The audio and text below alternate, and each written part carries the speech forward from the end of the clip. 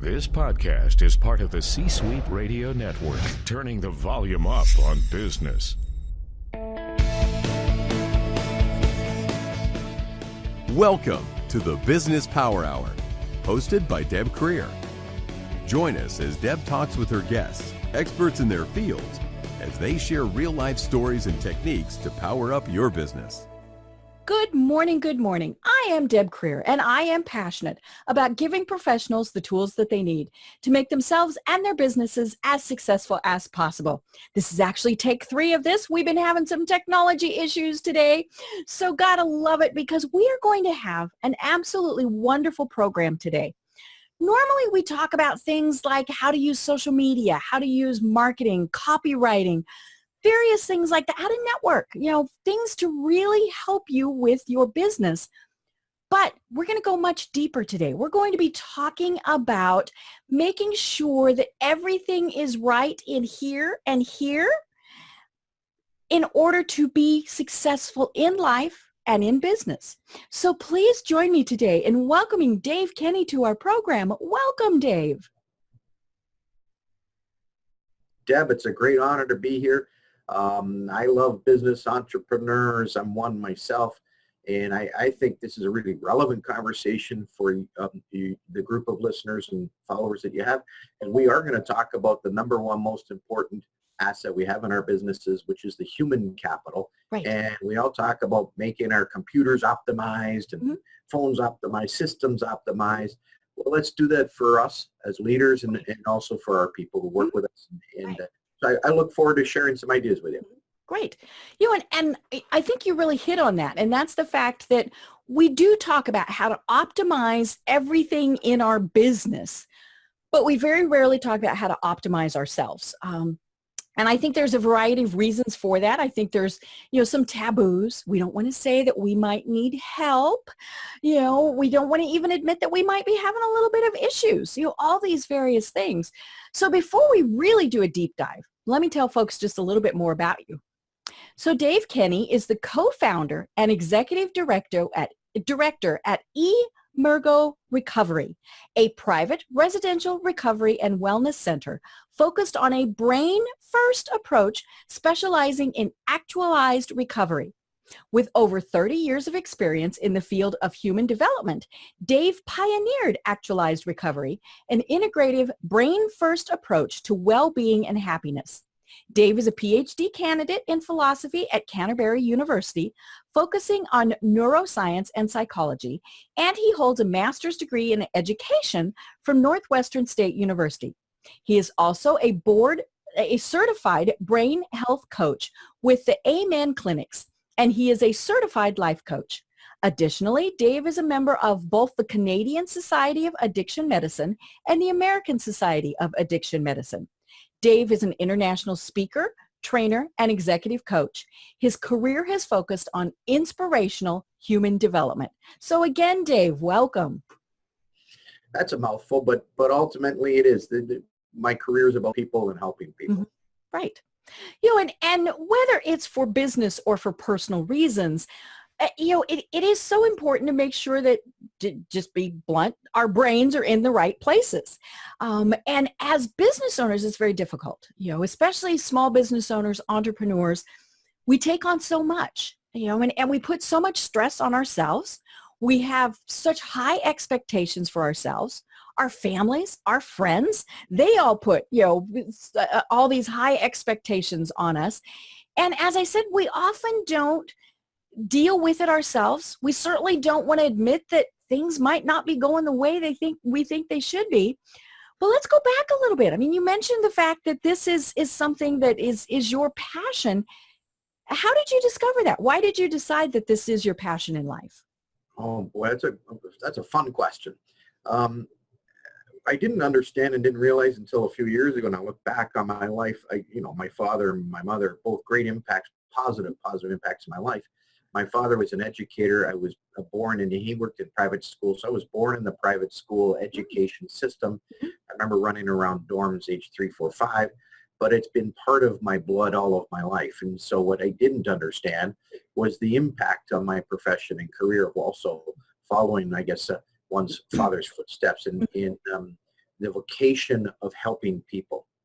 And that really is, whether it's a coach, a mentor, the youth sports, or more formally in the educational system.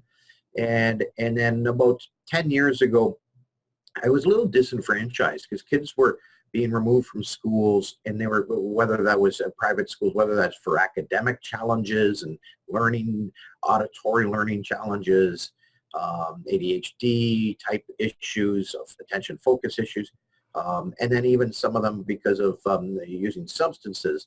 And I just hypothesized, why can't we fix a brain? And can you imagine if you take a 16, 17, 18-year-old and help their brain? And I didn't know very much about neuroscience. I didn't know even neuroplasticity existed, which we can talk about in a minute. And then while traveling for the school, I saw a show with Dr. Daniel Amen out of the United States, and he's I believe, the world's leading neuropsychiatrist. And his whole thing was change your brain, your life. And that's when I went, hang on, maybe we've got something here. And I began this current journey. Right. And it's one of those things that seems so intuitive, that we need to change our brain and make sure our brain is going the right way. But it's, one of the most difficult things. And part of it is we talk ourselves out of things, these internal voices. We just, and we convince ourselves of things. I mentioned when we were chatting before the program, excuse me, that one of the guests that I had on my program was my hypnotherapist. And, she works with a lot of business owners on how to, things like public speaking, fear of public speaking, things like that. And one of the things that I remember telling her was, I'm horrible with names. I'm horrible with names. And she said, stop. You're horrible with names because you have told yourself you're horrible with names. And, and that is a big part of it. We convince ourselves of all of these various things. And so, we mess ourselves up. And obviously a lot of this starts when we are very young, where people have told us, whether it's a parent, a teacher, someone that we revere, something that might not be a positive. And we internalize that. We become the person that is a bad public speaker because one person told us, oh my God, that was really bad. All of these various things. And so then we just incorporate that in everything. So, tell us a little bit more about what it is that you do, because it seems, our brain is obviously incredibly complicated. So tell us, more about what you do and how you work with people. Well, first of all, what you're talking about is from programming, and sometimes we do that to ourselves, but usually it's a learned pattern from other places, and it does impact us. It becomes part of our story, and then we begin to fulfill that. So whether that's names or speaking, we begin to step into that and live that.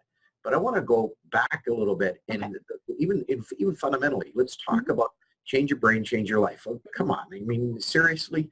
That's a good bumper sticker. Yeah, but what I was taught, what I have is what I have, and just deal with it. And if you do some damage to your brain, you're hooped. And so that's just the way it is. And that's actually not the case.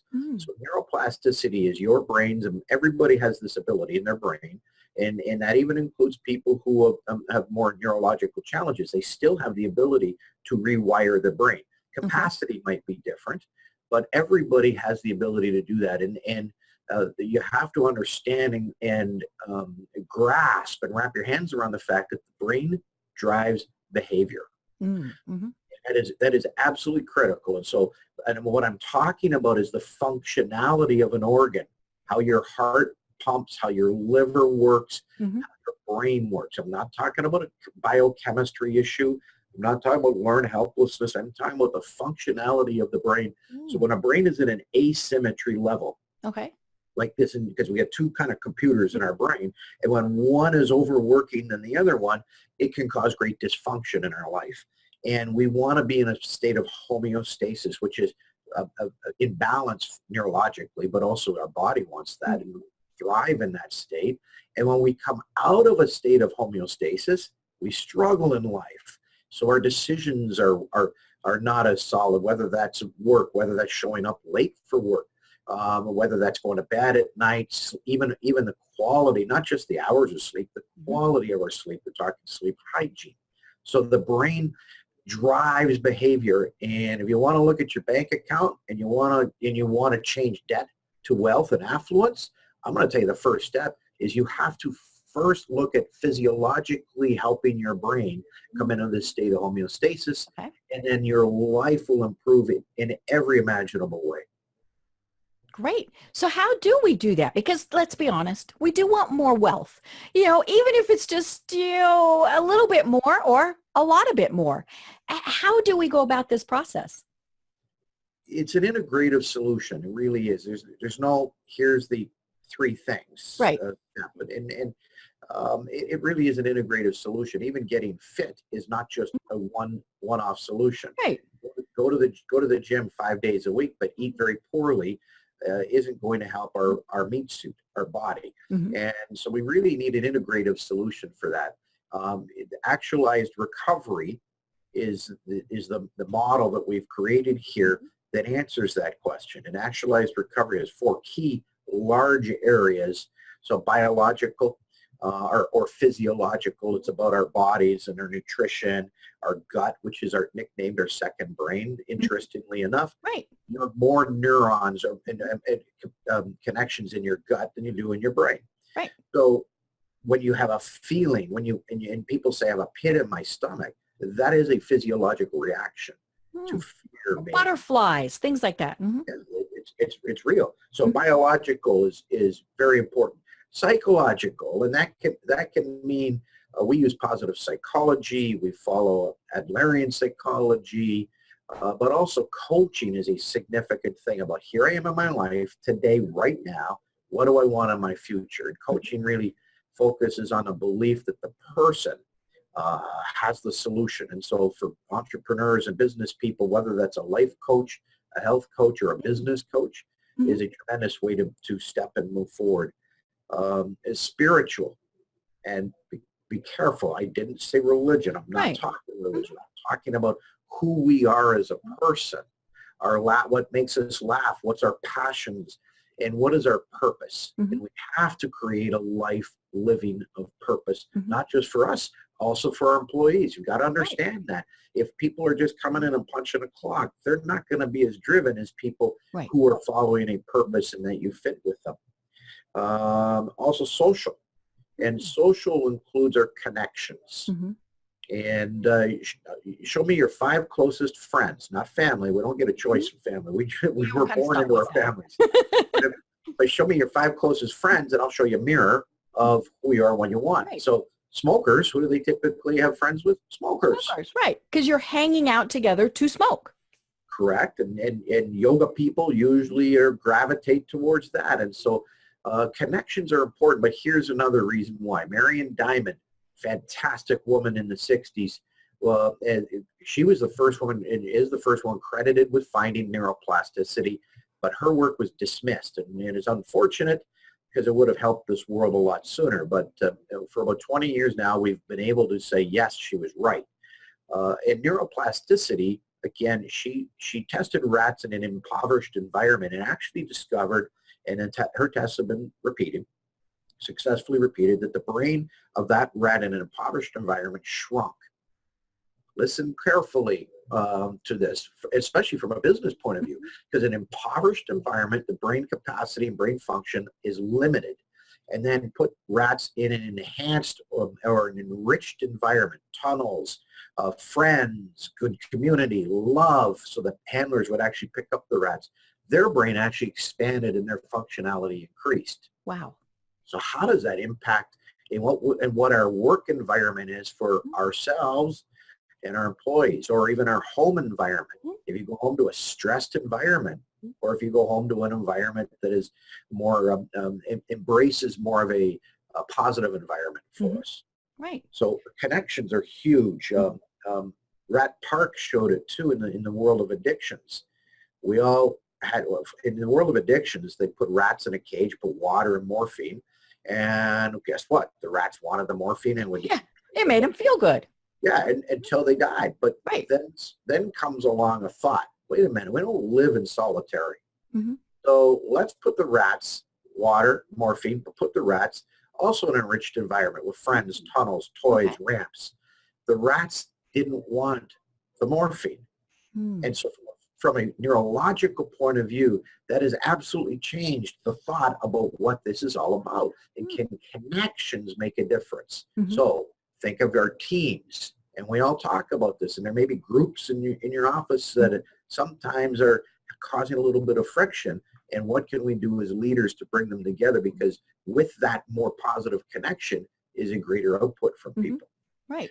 And then the last one is lifestyle. And lifestyle is just as important. So here's a great thing for people who own their own business is go down and take a look at your the fridge kitchen area at work. And now seriously step back and look at lifestyle. Vending machines, sugary foods are not. Well, there's some thought about a coffee a day is okay. 6 coffees, Red Bulls, and sugars. Right. Actually, I mean, it just can't be good for you. Well, it's not.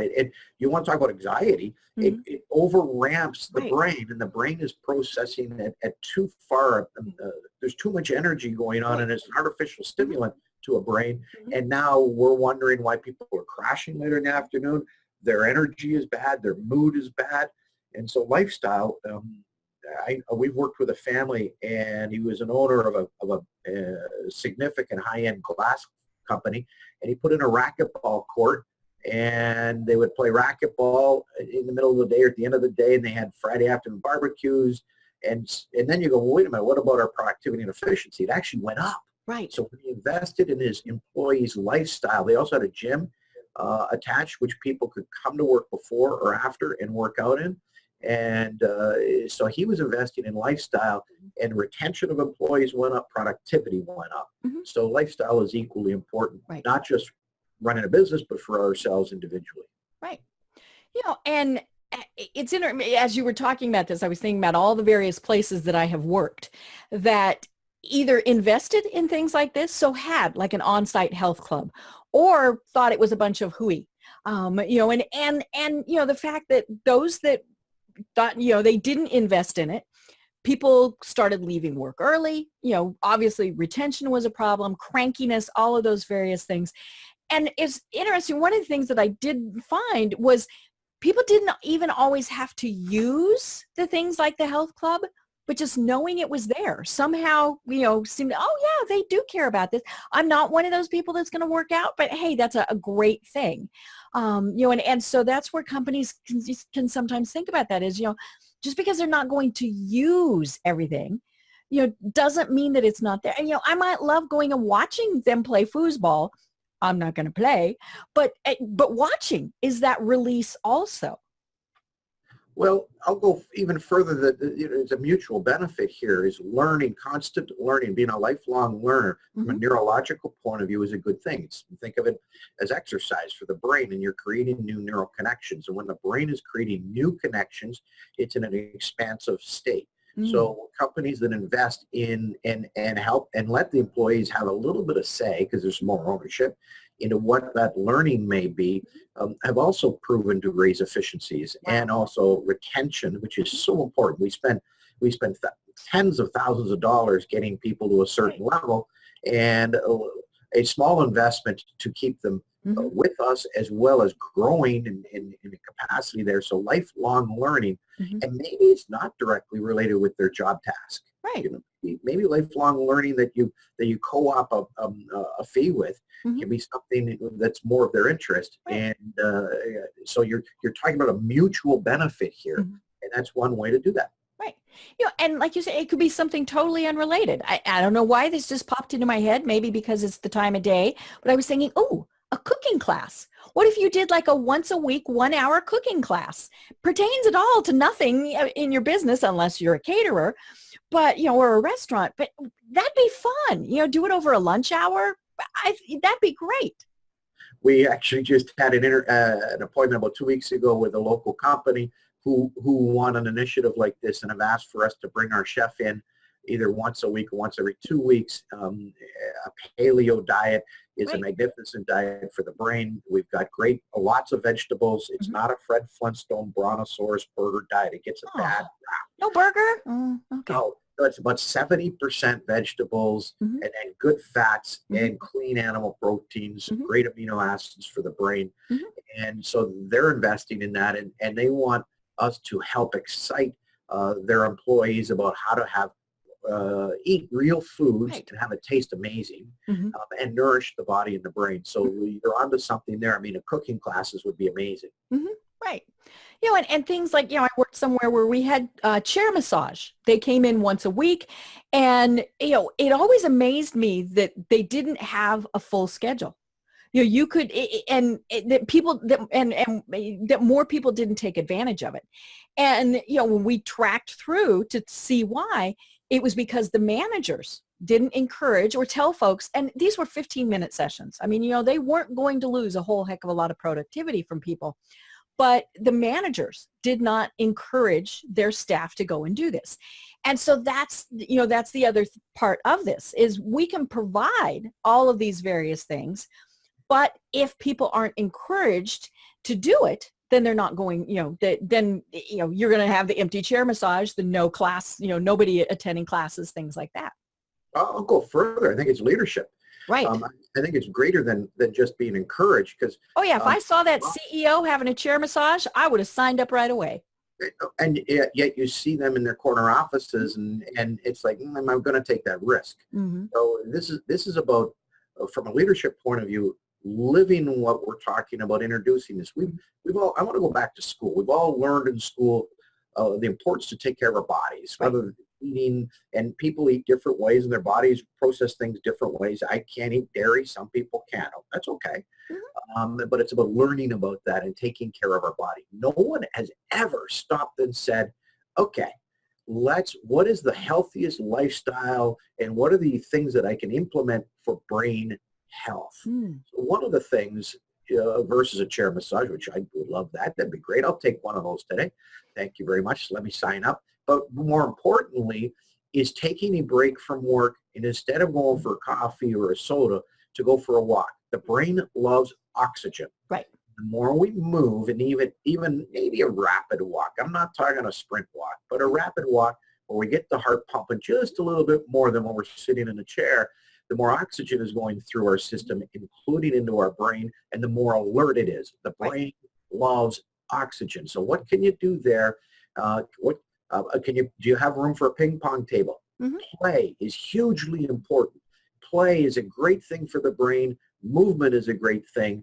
10, 15 minutes later, you've got people in a very different mindset.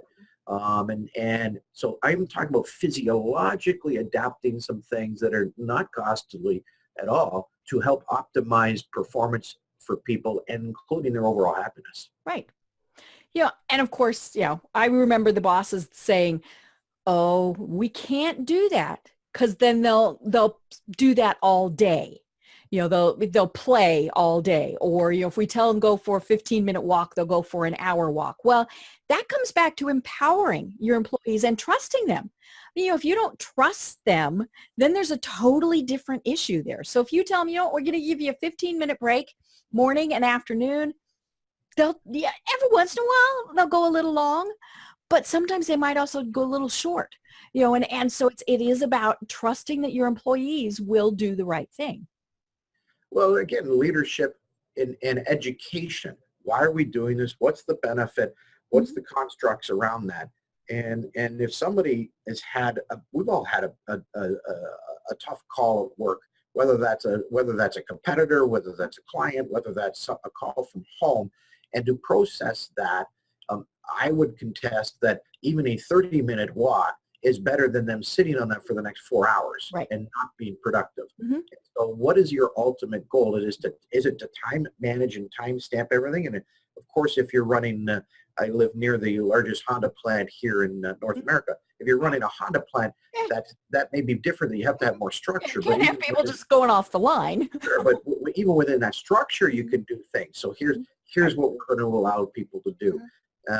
So again, I'm going to go back to leadership, and ultimately investing in our first words at the beginning of this, optimizing human performance. And so the leaders have to become more educated in that. And we are not machines. Right. Is what can we do to optimize brain function? Mm-hmm. And ultimately, you're going to have a happier, more productive, longer lasting employee and teams. Right. And I was thinking about, the people like me who I'm a solo entrepreneur.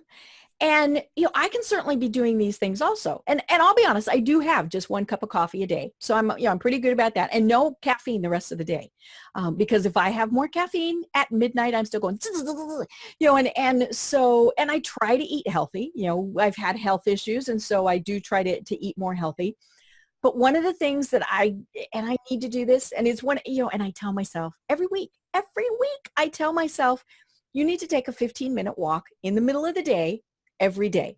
Now, granted, this is Atlanta, and so it's been in the, in the 90s here, but I could still do something to get away from my desk and to get my brain. Sometimes it's a matter of getting your brain focused on something else, but going and doing those things. Well, first of all, I'd rather deal with walks at 90 degrees and your 80% humidity than my winters at 30 below. Oh, yeah, this is true. I would welcome that challenge, but it really is, I guess the first thing is, do we treat ourselves like an appointment? And if you had an appointment with a dentist, right, and that started at this time and ended at this time, we all show up for it. Isn't that amazing? Right. Mm-hmm. So it is about putting us as a priority and understanding, again, I'm going to go back to our own self-leadership, is understanding, taking this break, and here's the slot today in the morning or the afternoon. I am actually going to be more productive, and I'm going to feel better, and I'm going to be happier throughout the entire day. So as a sole entrepreneur, when they juggle so many balls, and there's so many things to do, and yet if you want productivity, you've got to take care of your brain health. Right. And that also includes not just what we put in our system, what we don't put in our system. Contrary to the glass of red wine a day, I'm here to tell you, there is no amount of alcohol that is good for a brain. None. Alcohol hurts brain function. Marijuana, cannabis, THC hurts brain function. There is no lasting benefit from that. And so cigarettes hurt brain function. So it's not just what we put into our system. All right, we eat healthy, and yet we go home and take these neurotoxins. That's going to be a challenge throughout the next day. Right. And as I was thinking, maybe what we need to do, me, is actually put a calendar item on my day, every day, 10 o'clock, whatever, take a walk so that it reminds me, because I think what happens is I get caught up in working, and then all of a sudden it's 3 p.m. So if I had my calendar saying, hey, idiot, get up and go walk, I'd probably get up and go walk. So nature, there's the science of biophilia. Biophilia is the benefit of on the human spirit and soul to be an energy and or also with animals. So we've got 2 emotional support service dogs, and occasionally I bring one to the office. I love doing it in the office. The people in the building love the dogs here, and it changes everything. So if as an entrepreneur working from home, I would encourage somebody to get out to a backyard, to go across the street to a park, to swing on some swings. Oh my God, at age whatever, and a mature adult. As long as I don't fall off. Again, brain health, protect your brain. To be able to take your dog for a walk, to be able to do things like that will make a significant impact on your day. Right. So I would propose to you, Deb, and those listening, take a 30-day challenge. Take a 30-day challenge. Learn about things. I'll offer to you from a nutritional point of view, within the paleo diet, we follow something called the Whole 30. And the Whole 30 is a fantastic program. It's an elimination diet for 30 days. That helps brain function. That helps with skin. It helps with sleep. But then also incorporate movement and exercise. Again, think of the brain. A technology detox. So turn all phones off and anything with a blue light off. No phone. 1 to 2 hours before. Or wear blue light glasses. I Right. sometimes as an entrepreneur myself, I've got to answer some things late at night, but I put the blue light glasses on because it changes it tricks my brain thinking that it's daytime and Right. my brain needs to get ready for bedtime. So there are certainly a 30-day challenge that can be put together. And at the end of 30 days, see your feelings, see your energy, see your productivity. And then maybe you want to take that out into your workforce as well. Right. And what I love about this is it's little steps. We're not talking about, in 30 days running a marathon, and because that's never going to happen for me. I'm just not going to do that. But if it's taking a 15-minute walk every day, eating better, even better than I eat now, turning off my tech at night, that's one of my hard things. But those are little things that I can do that will make a big difference. You like to read and forget the Kindle at night. Get a book. Read a book. Yeah. But from a neurological point of view, the Kindles and the machines, the phones, the computers, the tablets, it does change how my brain function at night and the chemistry at night, and not in a good way. And now when I lay there, I don't get into a REM or a deep sleep. So sleep isn't about, and being tired in the morning isn't about getting up in the morning. So there's a couple things with sleep hygiene. Get up 7 days a week, get up at the same time. There's this thing about I'm going to catch up on my sleep Saturday and Sunday. The weekend. It doesn't work. So if I get up, I like to get up at 6 o'clock. My wife likes to get up at 5:30, but that's not where success begins. It begins the afternoon and the evening before. What am I drinking? What am I eating? What am I doing movement-wise? Be careful about having robust exercise in the evening. Again, you've gone and woke up your body and your brain. It's wide alert, wide awake. And also, actually right here, I use an Aura ring. It's a sleep ring. Oh. And Aura ring is an amazing, it's got a little Wi-Fi stuff on it, and it measures everything from heart rates and my sleep patterns, activity levels through the day. Yeah, my bracelet does that. Yep. I've done a lot of, I've done the bracelets and I've done them and the watches and phone technologies. This thing is, the Aura ring has been the best that I have been able to find in my 4 or 5 years. I'm writing that down. I think they come out of Germany.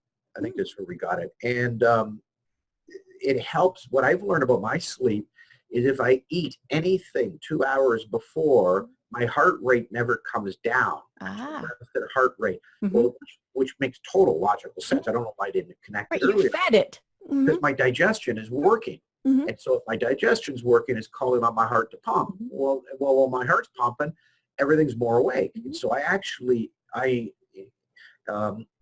I disrupt my sleep and my ability to get to REM sleep or deep sleep because I've gone and eaten something a couple hours before, and that's only out of habit. The snacking thing is only out of habit.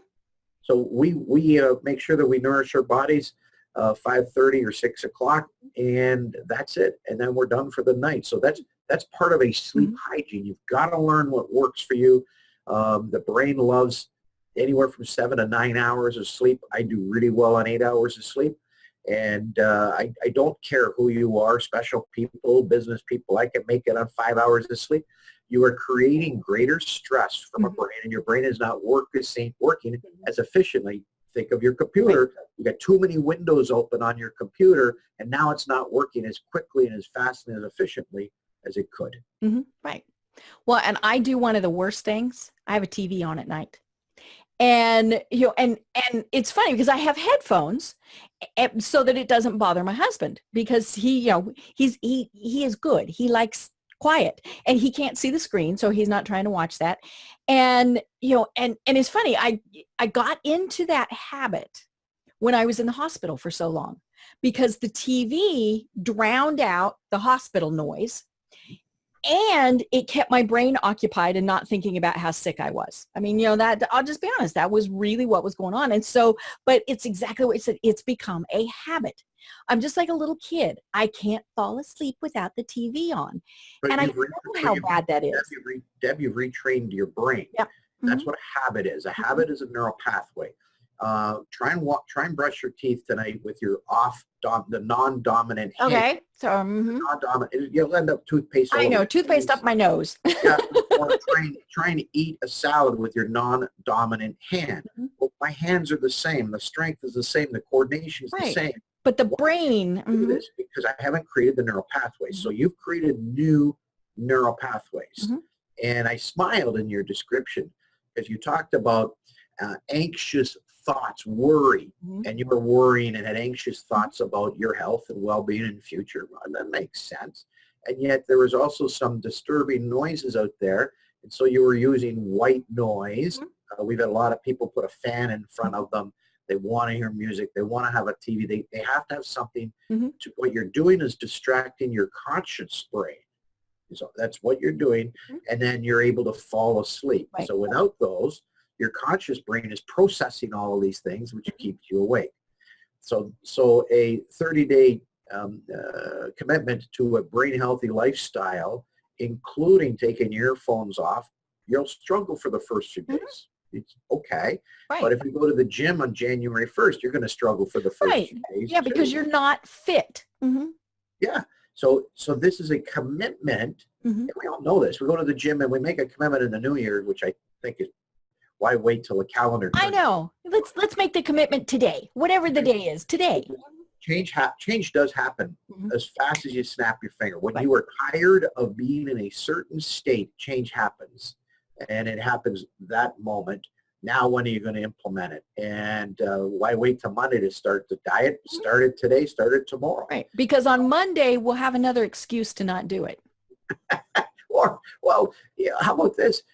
If you wait till Monday and it's Wednesday, you might put on another pound between now and Monday. Now you're going to take it off. So why do that? I'm not a believer of wait till someone hits the bottom for change. I don't believe in that because now you just have further to go to get out of this. Right. Now, one of the other things that you mentioned that I think is so important for small business owners is the importance of connections. And what's really hard for small business owners, I mean, this is decorated lovely here behind me, but it is a guest bedroom. And for many small business owners, we are in our house. We might see somebody else in the evening. We might have spouse, family, whoever. We might go to some networking things. The cat might wander through, my dog, things like that. But for the most part, I am alone. And so, and I feel that. I mean, clearly I'm a very social person. Hello. But I, even if you're an introvert, we still need those connections. So talk to us a little bit about how, as the person who really is set up in a way where we are alone, how do we make those connections? How do we get that going again? Well, that's up to each individual. If you're into photography, find a photography group. I love hot yoga. My wife Susan loves regular yoga. And so we go to different yogas and there's different communities there. And it is about scheduling that and creating it as an important part of my day. And I've recently joined the C-suite with Jeffrey Hazlett, and Thought Council there. And it has been an amazing experience because not only is there like-minded entrepreneurs, they're from every industry, and it has stretched me, and it has given me new ways of new paradigms to see challenges and opportunity in. So it is about maybe in chambers of commerce might be good in your area, and yet you may want to stretch beyond that. Right. So it is about real connections and real people. There may be benefit. There is some benefit to some social groups online, but you still have to have a human connection with them. So to just rely on a group online actually lacks that human connection that we are hardwired for. Right. And these social groups, they've been around, let's say a decade? And our human capacity been around for millions of years, certainly thousands of years. And so we're not used to, evolutionary, just being behind a camera or a keyboard. You've got to get out and you've got to interact with people. Right. Yeah. This is great, like what we're doing, because we see each other. So that definitely helps with the interaction. If I start doing this, I mean, you can tell you've bored me, or, something's sky is falling over here, something like that. And so it does help to have the video, but we do still need that true face-to-face type of connections. And I think that is something that small business owners struggle with but I need to be making the money. Need to be sitting at my computer making the money. But as you said, it all ties together. If we don't have that healthy brain, we're not going to be making as much of the money. Well, look at one of the studies that I've cited already. When you're in an impoverished environment away from connections, brain capacity, brain function it actually shrinks. Right. And in this case, Deb, I will tell you from a neuroscience point of view, size matters. And it does. So a fun way of looking at it, though, and a connection is one of the things that we flourish in as spirit, as well as neurological. And then even from a business point of view, to learn what others are doing. I've learned a lot about technologies to advance my business that I was unaware of by connecting with like-minded professionals. Mm-hmm. Right. Yeah, and it is about getting out, and so find those groups that are near you. And it gets complicated, especially depending on where you live. I mean, you might live in a remote area, or worse, you live in a place like Atlanta where it's a half hour to drive to anything, if not further. But we need that. We need to get out and talk with other people, whether it's volunteering for something fun or actually doing something that is professionally oriented.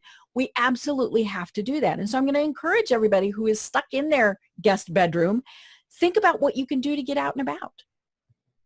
Well, it's interesting. You use two examples.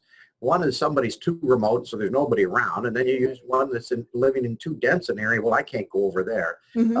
We will all create excuses when we want to find them. Mm-hmm. So again, the law of attraction. What is it that you want? What is it? And focus on what you want, and not focus and let go of the things you don't want. So if you live in Georgia or LA and traffic is an issue, it's part of life.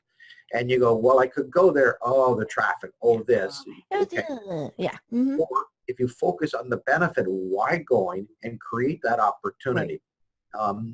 And listen, I live in the outside of the GTA, the Greater Toronto area. And there are times of the day where it's gridlocked. So I just manage my schedule that if I have to go early and I find a place to make phone calls and be productive, that's what I do to avoid the gridlocks. Right.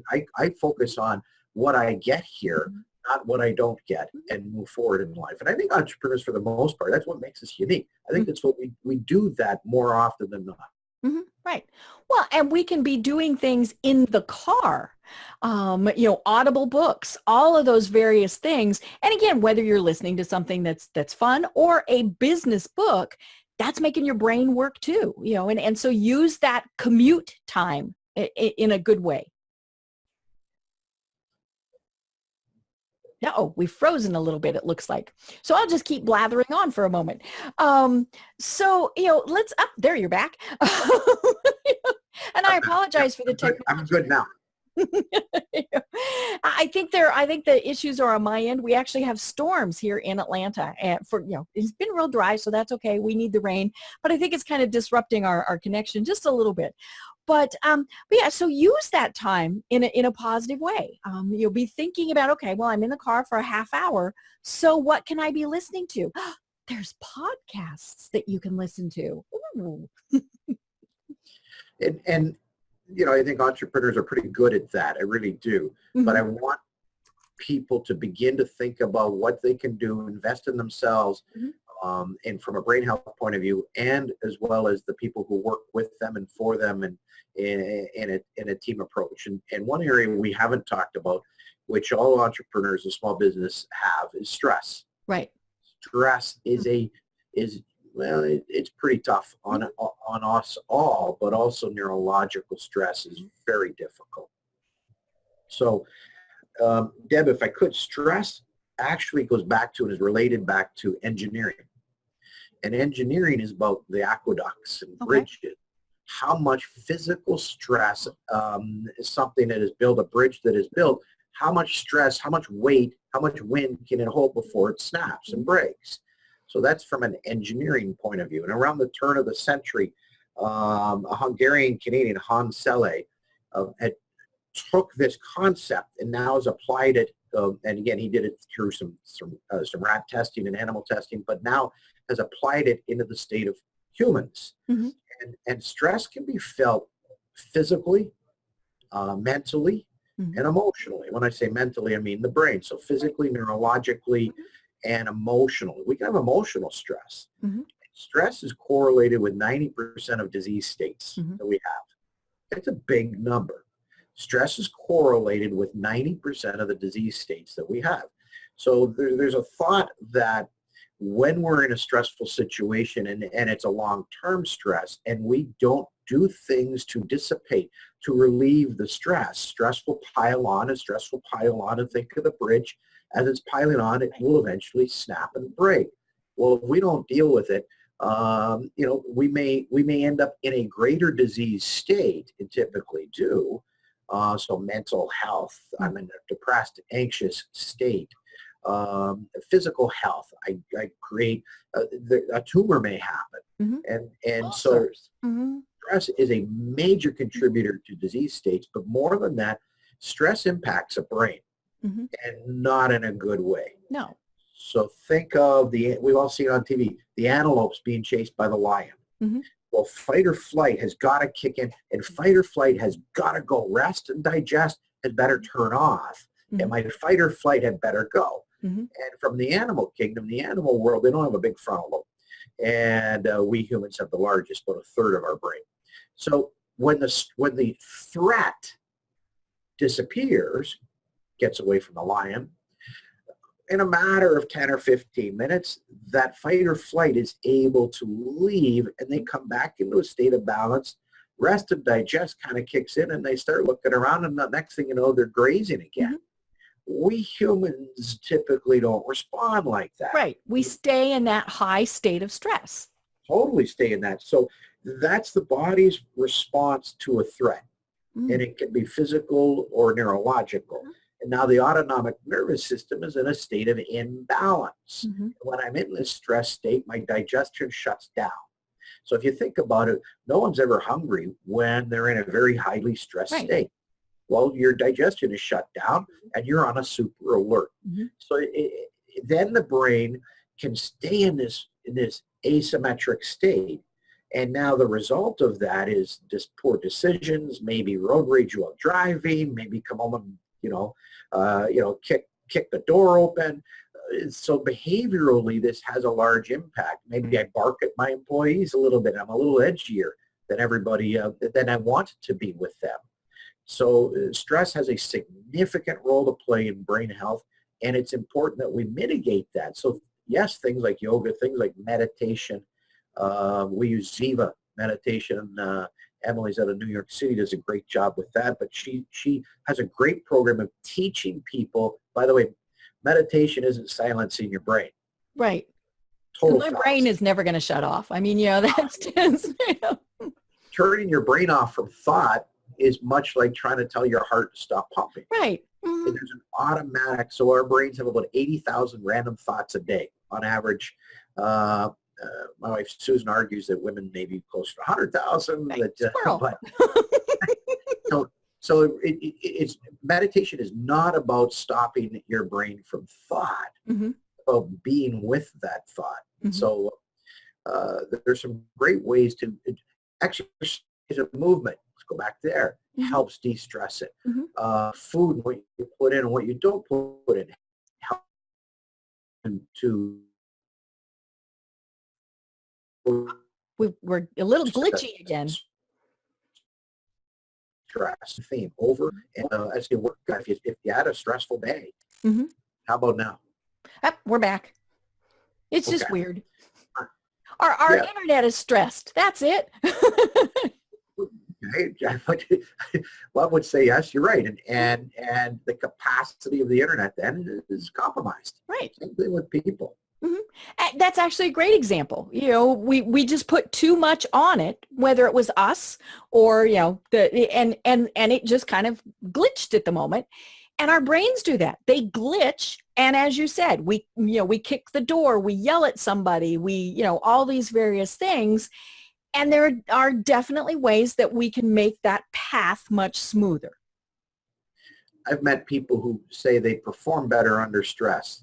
I believe that they perform better when they're alert, when things are important, but long-term stress does not enhance neurological function. Right. It actually decreases neurological function, which then impacts behavior. And they might actually be defining stress differently, and because, there's say a performer, you're excited to perform, or are you stressed about it?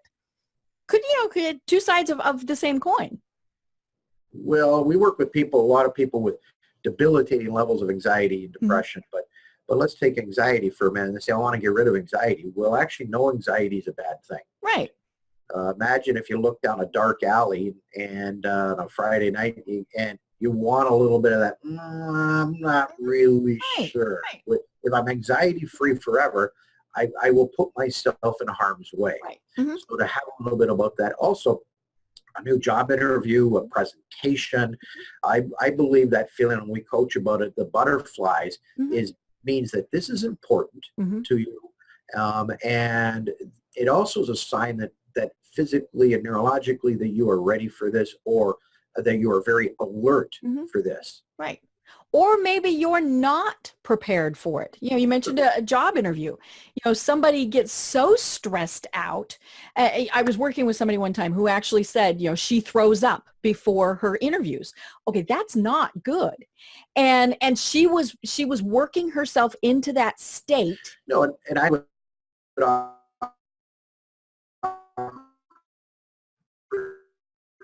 walk before. How about now? Good. Right. Yeah. And as you were saying, take a walk before, calm yourself down. And of course, what she was doing was she was thinking about every possible thing they could ask her and everything that could go wrong. Well, part of mastering something is practicing something.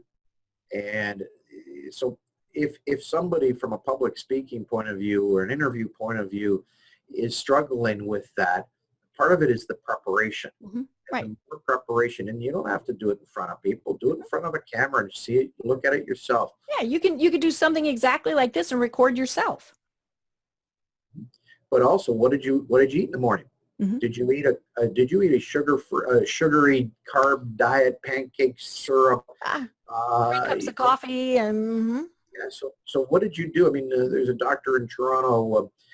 Psychologist in Toronto, Jordan Peterson. First question he asks new clients is, what did you eat for breakfast? And he said he loses 50% of his clients because they go, no, I'm not here to talk about my breakfast. I want to talk about my problems. He said, yeah, we'll get there. But I need to know what you eat for breakfast. Right.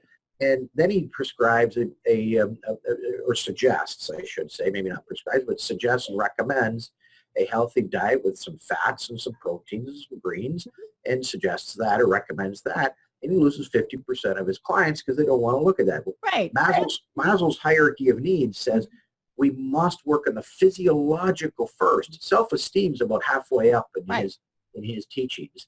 Physiological is at the bottom. And so you've got to start there and begin to build up.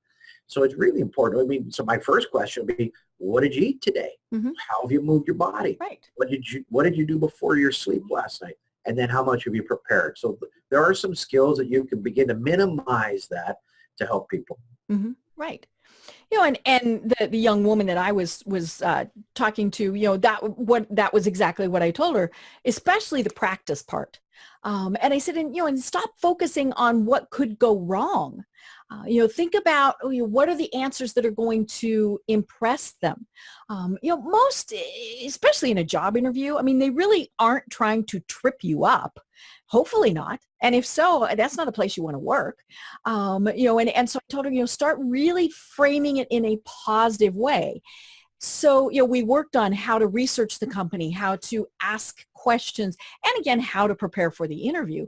And, and I also suggested that she do something like Toastmasters, where she got used to speaking in front of people and just get more comfortable with it.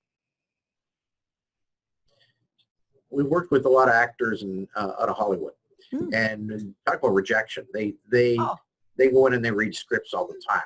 And part of the mindset going into that is, although they may want the job, if they're rejected, it is a blessing. And a blessing in the sense that this group of people, this script, was not for them. Right. And yet there is something maybe a week down the road that they can't see that is actually life-changing for them. And so those opportunities happen. Not everybody is going to want us.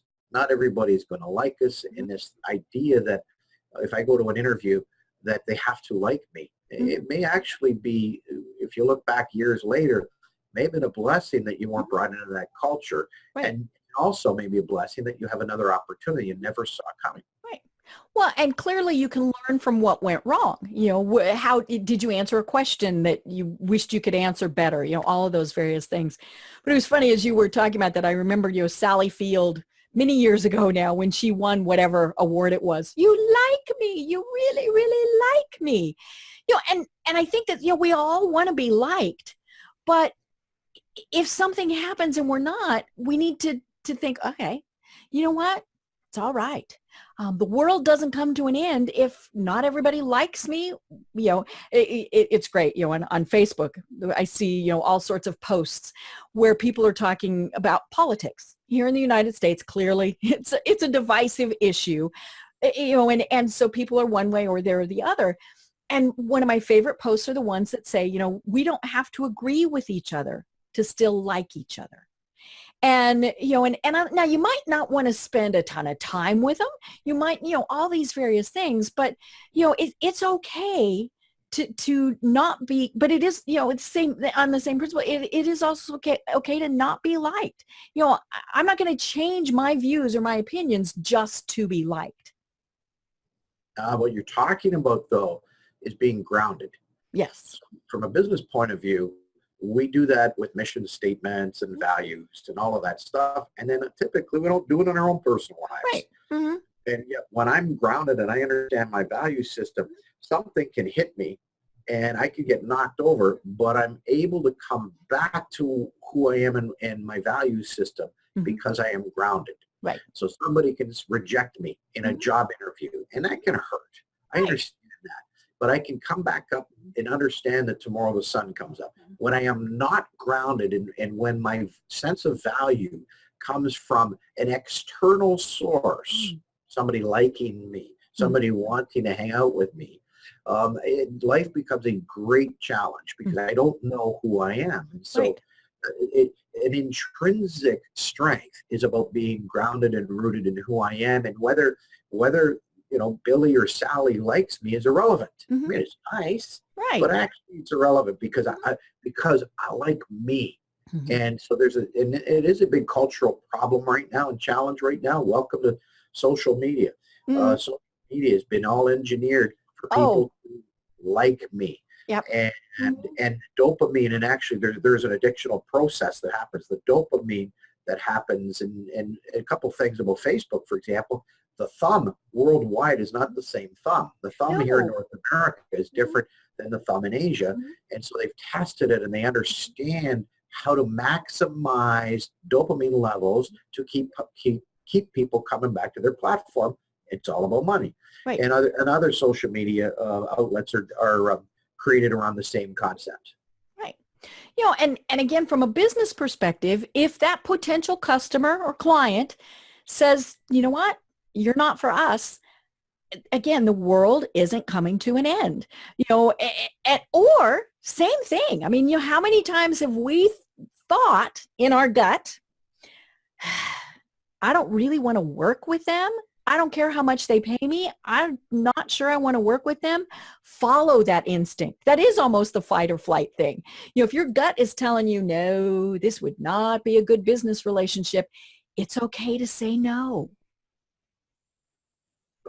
Well, I would hope so. But that is hard, especially when you're a small business owner and every dollar is very important. You take on clients, you take on customers that aren't the best fit. And then, of course, what happens is you don't give them 100%. They're not happy. Everybody gets annoyed, when we should have just, stood our ground and said, you know what, this isn't a good fit.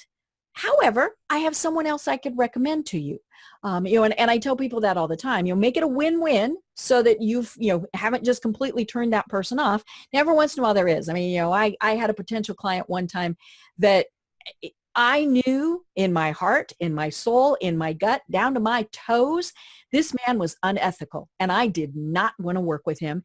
And I certainly wasn't going to refer him to anybody I knew. But that's actually very, very rare. Most of the time it's more just, our personalities aren't the same or whatever, but I can refer them to someone else. Well, it comes back to defining who you are and what you are and what you provide. And, right.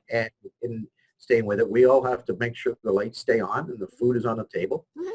As entrepreneurs eat what they kill. It may be a direct comment, but it's true. It's I'm in the field, come from the field of education, and public school teachers get paid whether there's 10 kids or whether there's 40 kids in the classroom. And that's a very different mindset than somebody who's an entrepreneur. It has to make payroll next month. And it's not that one is bad. It just is. It's just a very different beast. Right. And so I understand that. And then you have to make judgment calls as to who you want to work with and what you want to do with that. But that's a business judgment call. Right. Oh my gosh, Dave.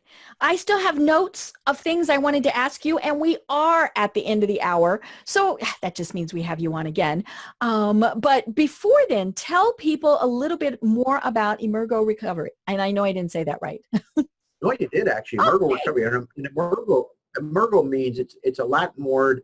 It's the root to emerge or to rise above. And so that's how we get the word emerge from the Latin root emergo. And recovery, yes, we deal with some people with substances, but it's much bigger than that. This is about moving forward. It's wellness, well-being. We've worked a lot also in executive programs. We're a residential program, but I also do executive level coaching. I'm with an international group out of Dubai and RZN as well. So I'm online doing some high-level executive coaching. Great. We also have an executive program here. We had a lawyer who was being called to the bench, being called to become a judge, and she joined us for a 2-week program because she wanted to enhance her capacity and her ability to be more effective in her new role as a judge. And we've had oil executives, engineers, so certainly we've had people join us who want, again, to flourish in their business. And entrepreneurs, I believe, really want that competitive edge, and we're able to help them with that.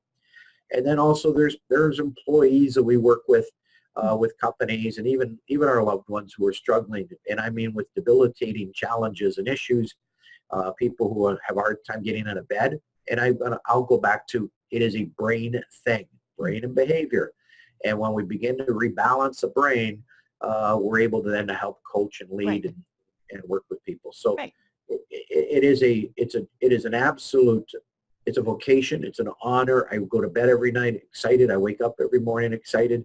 And for people to want to learn more about this new era of brain health and how it can positively impact their life, I'd love to help you.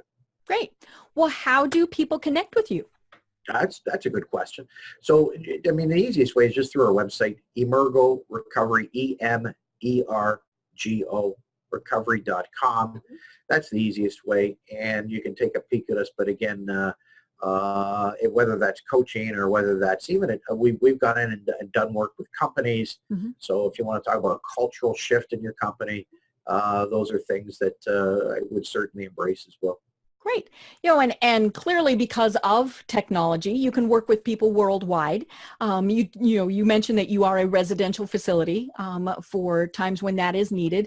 It is based in Canada, so just for people to know that. But I was looking online, and the campus that you have is an absolutely beautiful campus, and that's part of that recovery. Is they're out, they're enjoying nature when it's not 30 degrees below zero. No, we go out in the winter, we snowshoe, and we do some fun. I'm from the Rocky Mountains of Colorado. You just put on more layers. That's it. We do take people from all over the world come to us. We've had people out of Central America, all over the United States, all over Canada, Europe, Singapore, and Asia. So somebody from South Africa. So it is not about a geographical limitation. Right. And also I've worked with people remotely. Mm-hmm. So we've coached people both by Zoom and by phone, and also made recommendations for companies and small companies in particular. Again. Oh no, we've frozen again. There you are. Uh-oh. We've lost you. We've lost you, Dave. Number one, small business. There we are. You're back. I think I'm. No, wait. I see you. Can you hear me? Okay. I got you. There we are. So Dave, we've got just a minute left. What final thoughts would you like to leave everyone with? I guess, it is the words of change your brain, change your life. Mm-hmm. It is possible. It is doable. It is not difficult. It does require maybe learning a little bit of what that actually means, working with myself or there's some tremendous books that are out there, and Dr. Mark Hyman does some work, and the Cleveland Clinics, looking at functional medicine, looking at naturopathic medicine, nutrition, movement. There are a lot of things at our disposal. What you have today is not what you have to have tomorrow. You can enhance it and optimize it. So, my phone, I optimize my phone. I make sure that I've got good technologies. It's part of my business, and it runs the business. Well, then it's also even more important that we invest in our people. Right. And I love that. And I am going to pledge right now to make the challenge of no TV at night. And I know I'm probably going to be cranky for a couple of days because it's going to take my brain a while to get rewired and used to the fact that it's quiet. But, I'm going to do that. I promise I'm going to do that. So we're going to challenge everyone who's either watching or listening to this to do the same thing. Pick something small, walk a day, eat a little bit better, all of those various things. And let's make our brains better to make everything else better in our lives. First of all, I'm inspired by you, Deb. Walking the talk, and way to go. And I look forward to hearing from you. And I just offer that instead of the headphones and TV, think of something that works for you, whether it's reading a book or whether I like Sudoku at night. Yep. And it helps me shut my brain off from work. So I encourage you to think about something that works for you, non-technology wise, but I'm inspired by you walking the talk. I love it. Well, we will definitely stay in touch so that I can report in, and I will be giving you a good report. Well, I am Deb Creer. I've been having a wonderful time talking with Dave Kenney. And until next time, everyone have a great day. Thanks for listening to the Business Power Hour, hosted by Deb Creer. Join us next time for more real-life stories and techniques to power up your business. You've been listening to C-Suite Radio. For more top business podcasts, visit c-suiteradio.com.